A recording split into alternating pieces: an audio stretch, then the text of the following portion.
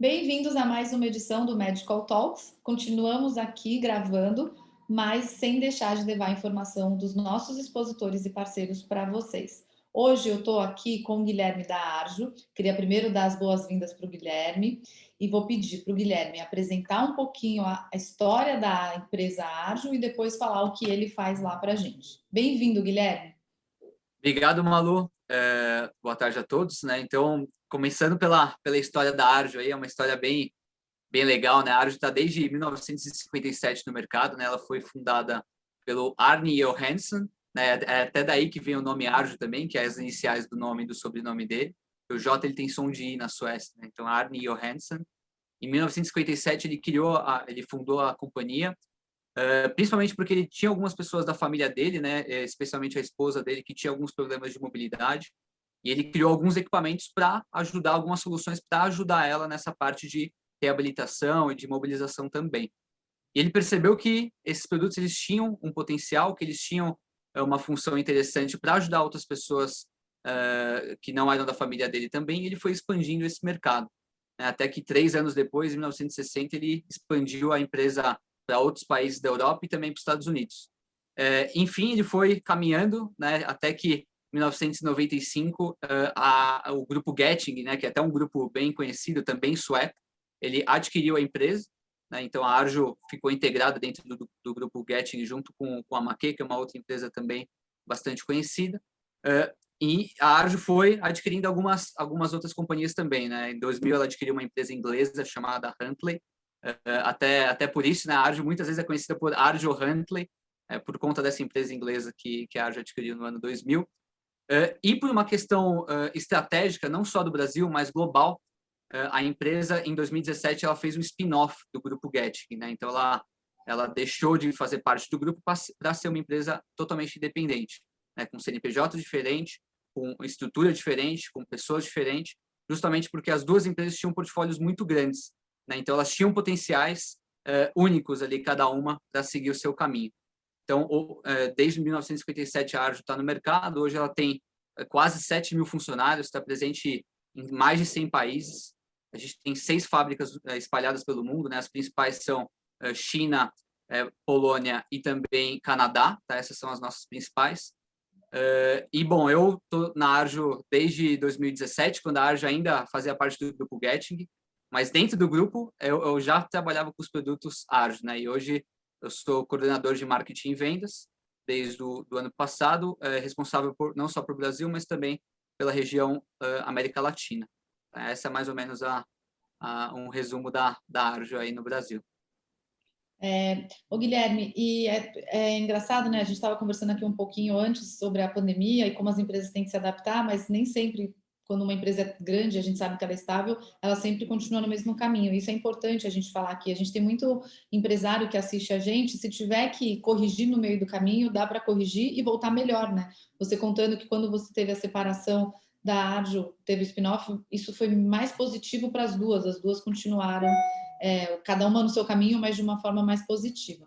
Eu vou pedir, Guilherme, para você contar um pouquinho para a gente da variedade dos produtos da Arjo, porque eu sei que vocês têm um mesmo propósito na questão da mobilidade, mas têm produtos diferentes. Uhum. Não, exatamente, né? Eu acho que vale puxar esse gancho, né, dessa parte de adaptação, porque a Arjo é uma empresa, né, antes de entrar nessa parte de portfólio, ela é uma empresa que tem foco bastante em mobilização. E nesse momento de pandemia, a gente também tem dentro do portfólio camas hospitalares, né? Então a gente teve que adaptar o nosso negócio para atender o maior número de hospitais possível. Então, a gente teve uma função importante, não só no Brasil, mas no mundo inteiro, para atender hospitais que precisavam de montar novos leitos, né? Então, esse não é o nosso produto foco, né, no mundo inteiro, mas é um produto que ajudou bastante nessa pandemia. Então, essa parte de adaptação foi bem forte para a gente, não só aqui, mas também no mundo inteiro, né? Mas falando sobre o portfólio da Arjo, hoje, como eu comentei, né, nosso foco é mobilização. A gente tem até um lema, né, que é mobilização precoce, é Empower Movement, que é empoderar a mobilidade. Então, a gente tem equipamentos que são praticamente como elevadores, transferências, né, um guincho para transferir o paciente de um lugar para o outro. Ou seja, um movimento que hoje é feito totalmente de forma manual por uma enfermeira, né, por um fisioterapeuta. O equipamento ele faz isso, então ele evita com que a pessoa tenha essa carga manual. Então, ela evita afastamento, ela evita estresse mental, ela evita um estresse por parte do paciente, da família também, que vê aquela cena constantemente ali no quarto e gera um desconforto, né? O equipamento, ele tira esse desconforto de todos ali que estão envolvidos no processo. Esse é o nosso principal produto, né? Nosso principal portfólio, que é essa parte de mobilização precoce. Mas a gente também tem as camas, igual eu comentei, a gente tem macas, mobiliários, a gente tem também um mercado grande de higiene, né? Higiene, banho, então a gente tem banheiras, cadeira de banho, maca de banho, elevador de banho. A gente também tem uma linha nova, relativamente aqui no Brasil, que veio da Inglaterra, inclusive dessa empresa inglesa Huntley, né, que a Arjo adquiriu em 2000, que é uma linha de diagnósticos, que ela é super nova aqui no Brasil, a gente está tendo um sucesso bem legal com ela aqui. Mas a Arjo, ela se coloca nesse lugar, né, de empowering movement, né, de ser o maior e mais confiável parceiro de mobilidade para os hospitais, né, para os clientes em geral, né, para hospitais, casas de repouso, inclusive pessoas que saem do hospital e que querem ter esse mesmo tratamento em casa ou numa casa de repouso, né? Então, a Arjo, ela tem esse 360 nesse processo de mobilização, com N produtos para atender desde o início, né? Que a gente até estava conversando antes, né? A Arjo tem um negócio que chama Mobility Gallery, que é uma filosofia, que vai do paciente A até o paciente E. Então, o paciente A, a gente até dá nome, né, para esses pacientes. Então, Albert, Barbara, Carl, Doris e Emma. Então, Albert, né, é um paciente A, ele é um paciente que tem uma dependência menor de um cuidador, de um enfermeiro, de um fisioterapeuta, ou seja, ele consegue se sustentar em pé, às vezes com a ajuda de uma bengala, mas em geral sem muitos problemas. E aí a mensagem para ele é estimular a mobilidade dele o máximo possível, para ele se reabilitar o máximo possível. E essa posição ela vai mudando, né? Então, do Albert, que é um paciente mais menos dependente, até vai indo do Barbara, Carl, Emma, Doris e Emma, até chegar na Emma, que é o paciente E, que é uma paciente acamada, né? Então, um paciente que precisa de cuidados mais complexos, precisa de uma cama que faz uma terapia integrada para evitar a úlcera por pressão. Ela é mais dependente do cuidador, porque ela já está com uma incontinência urinária, enfim. E aí, por que eu comento sempre sobre a Mobility Gallery, né? Para cada um desses pacientes, desde o Albert até a Emma, a gente tem produtos específicos para cuidar dentro desse processo de reabilitação, né? Essa é mais ou menos o core e mais ou menos o business que a Arjo atua não só no Brasil, mas no mundo inteiro também. E essa questão, né? Esses equipamentos são tão importantes, as pessoas acham que é importante ter porque é um conforto para o paciente, é verdade. É um conforto para o familiar, o cuidador, ou no hospital, né, o profissional, é verdade. Mas eu acho que sempre a questão mais importante de ser falada é a segurança, né, Guilherme? Então, é a segurança que você não vai causar um acidente, é a segurança que você está manuseando aquele paciente da maneira correta, ergonômica. As pessoas esquecem um pouco disso. Eu brinco que eu vejo muito em hospital, quando eu acabo indo visitar, você tem de vez em quando um familiar que é grandão, fortão, e ele não consegue mexer naquele paciente, uma enfermeira pequenininha, magrinha, que as pessoas falariam, não vai conseguir, ela tem toda uma técnica, e é isso que o equipamento ajuda, todos eles ajudam a você ter a segurança e um conforto maior para aquele paciente. Eu queria que você me contasse um pouquinho sobre o produto que a gente estava conversando aqui, o MaxiMove, como funciona, e depois a gente fala um pouquinho sobre o formato de negócios dele. Legal. Não, exatamente o que você falou, né, Malu? Assim, hoje, quando a gente olha para mercados um pouco mais desenvolvidos, então Estados Unidos, Europa, Austrália, o MaxiMove, né, até entrando já nesse tema, o MaxiMove ele é um equipamento quase que obrigatório, né, nesses hospitais desses países mais desenvolvidos, né, dessas regiões mais desenvolvidas. Então, por quê? Exatamente por isso que você falou, né? Então, uma enfermeira, às vezes tem um paciente de 50 quilos, ela fala, putz, é um paciente leve, né? Mas quantos pacientes ela vai ter que fazer esse mesmo movimento durante o dia, quantas vezes? Então, a gente tem até um cálculo que a gente usa bastante. Uma enfermeira, às vezes, que vai carregar um paciente entre 50 e 60 quilos 5 vezes por dia, vários pacientes, ela está carregando quase um peso de um carro por dia, né? Então, é um caminho, claro, que em algum momento ela vai ter alguma lesão na coluna, ela vai sofrer com estresse, né? Então, o equipamento ele vem para tirar essa posição de insegurança do enfermeiro, e não só para o enfermeiro, né, mas também para a família do paciente, para o próprio paciente. A gente sabe que os hospitais eles sofrem muito com essa questão de evento adverso. Quando a gente fala de evento adverso, é queda do paciente, o paciente não conseguindo ter essa parte de mobilização adequada. Então, a gente sabe que muitos hospitais eles têm o protocolo de queda, mas quando tem a queda, é aquela correria, né? Aquele desespero, tem que chamar o médico, muito protocolo, né? Ele obriga que o médico ele participe desse processo. Então, o equipamento ele evita com que isso aconteça. E quando acontece, né? Quando, às vezes, a enfermeira, né, o paciente estava fazendo uma caminhada, ele caiu. Quando acontece, o Maximove é um equipamento que ele consegue chegar até o chão e tirar o paciente do chão, sem com que o enfermeiro, a enfermeira, a fisioterapeuta tenha que fazer qualquer tipo de força, né? Não só isso, mas qualquer movimento um pouco mais simples, às vezes um paciente mais pesado, que exige 3, 4, 5, 6 pessoas para fazer uma movimentação, agora com o Covid-19 a gente está vendo bastante, de colocar o paciente na posição pronada, né? O quão complexo é isso, né? A exigência que é muito alta, muito forte. Com o Maximove, 1, 2 pessoas já conseguem fazer esse reposicionamento da cama, já consegue tirar o paciente da cama e colocar numa poltrona, ou numa cadeira, levar ele até o banheiro, que é um movimento principalmente para pacientes que ficam muito tempo em UTI, né, que passam por intubação. É uma reabilitação complexa, é um momento delicado não só para o paciente, mas para a família dele. A gente está vendo muitos casos disso, principalmente aqui no Brasil, né, de o paciente ficou muito tempo e essa reabilitação ela exige muito psicologicamente, manualmente também de todos que estão ali em volta do processo, né? E o Maximove, com essa função dele de tirar sem fazer nenhuma força, ele é interessante que ele é um elevador de pacientes, né? E a gente tem bastante no mercado. Só que o formato dele é um mastro vertical. Esse formato não deixa que na hora que você está transferindo o paciente de um lugar para o outro, ele fica de uma maneira muito estável, né? A gente vê muitos elevadores no mercado, mas a maioria dos elevadores, eles, na hora que vai de um lugar para o outro, ele balança muito, então ele gera essa sensação de insegurança para todos ali que estão presentes.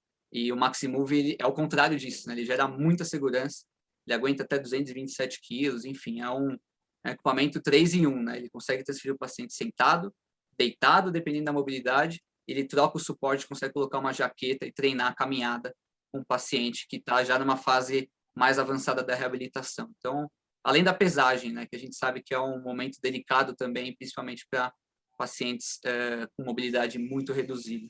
Então, esse é mais ou menos um resumo do Maximove, que é um dos equipamentos aí que vem conquistando bastante mercado, Malu, até é interessante comentar isso, eu participei recentemente de uma demonstração dele para um paciente que recém saiu de uma intubação de Covid-19, e a emoção, né, eles não conheciam o equipamento, e ele estava ali quase 40, 60 dias sem se movimentar, sem sair da cama.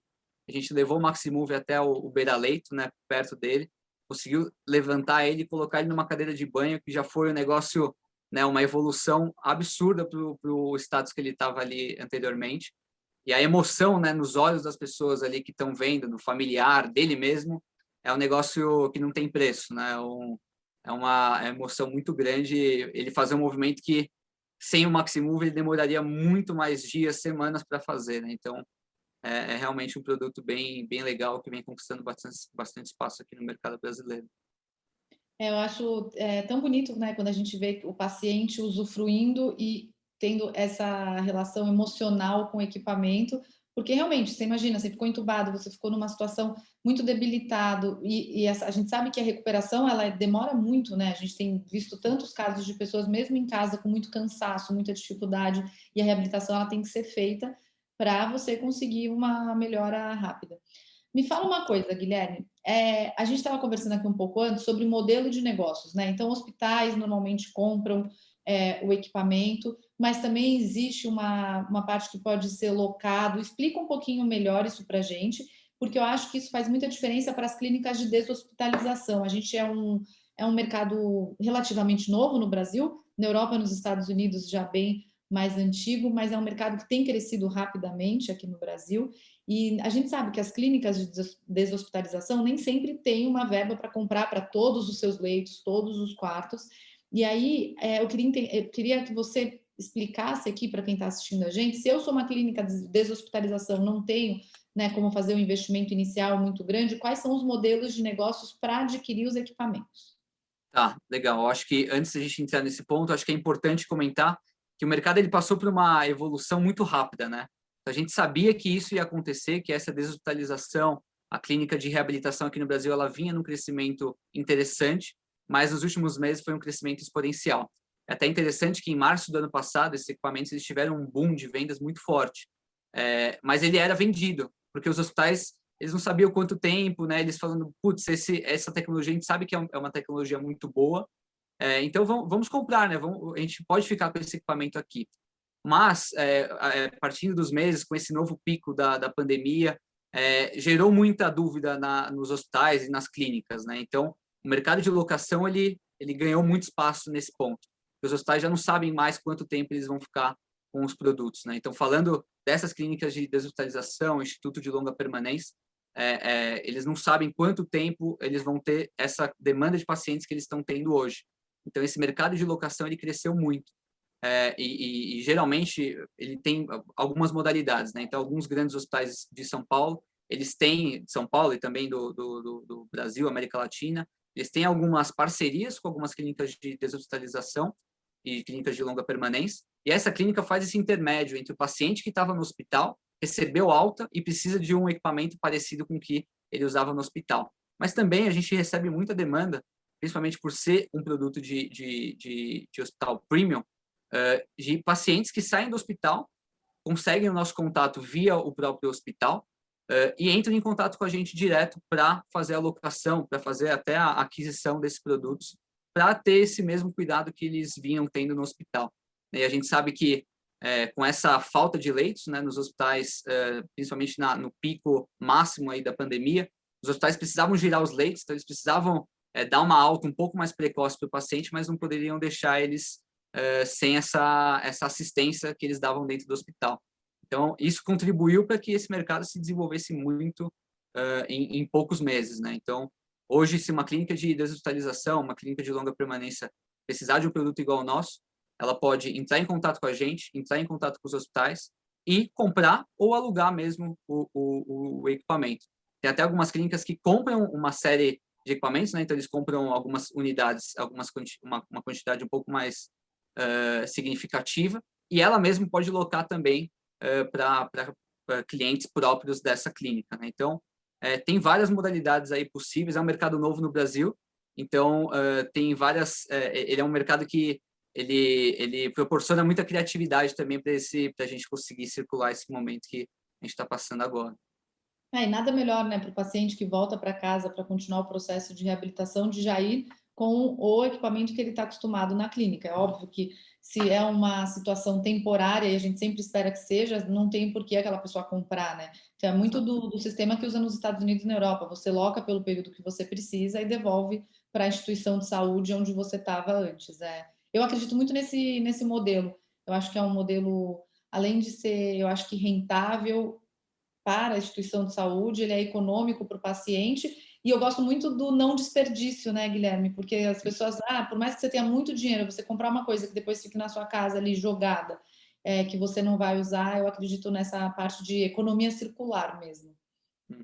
Isso é um movimento que ele veio para ficar, né? Não, agora a gente não tem mais volta, é um movimento que já era muito forte em outros mercados, né? Que é aquele pay-per-use.